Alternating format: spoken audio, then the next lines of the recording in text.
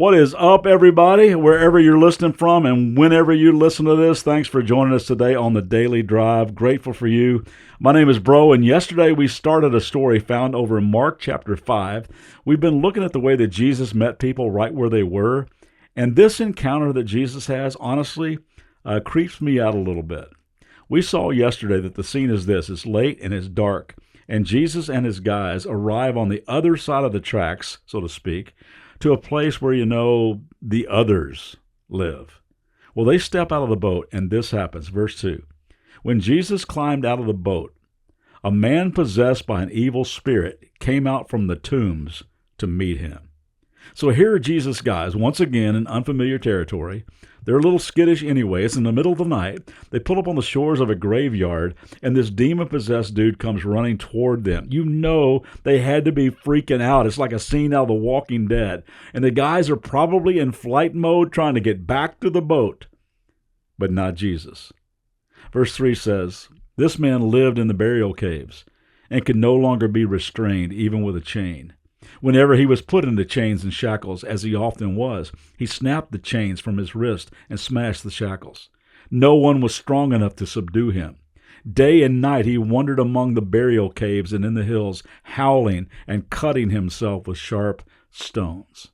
Now, did you notice that he lived in the tombs, among the caves that were used for burying dead bodies? His life had become marked by death. What kind of life is that? It's no kind of life at all. And think about this. How dangerous does a person have to get that his friends and neighbors would not only isolate him from their community, but chain him up in a graveyard? This guy was unwanted, unloved, shame-ridden, confused, insane, dangerous, and relegated to suffer alone among the tombs. And on top of that, did you see how he would cut himself with stones? Years ago, Trent Reznor of the group 9 Inch Nails wrote a song simply called Hurt, where he reflected on his lonely battle with depression and heroin addiction. I recently listened to the Johnny Cash cover of that song. It is so poignant. You ought to YouTube it. He's like an old man reflecting on his life, and the opening line of the song that he sings is, "I hurt myself today to see if I still feel. I'll focus on the pain, the only thing that's real." Every person I've ever known who struggled with self-harm has echoed the words of that song. And that's where this guy is. This man has one thing left to remind him he's still alive: pain.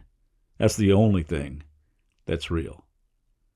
But then he meets Jesus, who is the very definition of real. Verse 6. When Jesus was still some distance away, the man saw him, ran to meet him, and bowed low before him. With a shriek, he screamed, "Why are you interfering with me, Jesus, Son of the Most High God? In the name of God, I beg you, don't torture me." For Jesus had already said to the spirit, "Come out of that man, you evil spirit." I love how Jesus saw the tortured man, but he recognized the real issue. In fact, he had already addressed the real enemy. Jesus told us all that there is an enemy. He called him the father of lies, called him a thief, that he only comes to kill and steal and destroy. Right now in our world, do you think the enemy is that person that disagrees with you politically? Or do you perceive some organization or some party or some philosophy or conspiracy that someone's cooked up as the enemy? I want to remind you, Ephesians 6:12 says, we're not fighting against flesh and blood enemies, but against evil rulers and authorities of the unseen world, against mighty powers of this dark world, against evil spirits in the heavenly places. We have a very real enemy who is working overtime to divide us, to sway us, to capture our minds, to make us hate-filled or apathetic, to blind our eyes to the pain and the needs of other people, to set our sights squarely on our needs and our wants and our rights and our comfort. We wrestle not with flesh and blood. There's a bigger battle going on. Jesus looks at this flesh and blood man, this human being with compassion, and he goes directly after the real enemy.